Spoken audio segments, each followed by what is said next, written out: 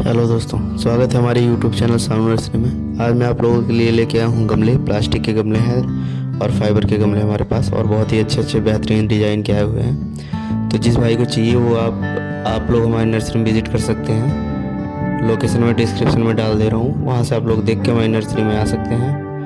और contact number भी डाल दे रहा हूँ, आप लोग बात भी कर सकते हैं। और चैनल पर नए हैं तो सब्सक्राइब कीजिए, शेयर कीजिए, लाइक कीजिए जितना हो सके, ताकि मैं आप लोगों के लिए और ऐसी वीडियो लाता रहूँगा।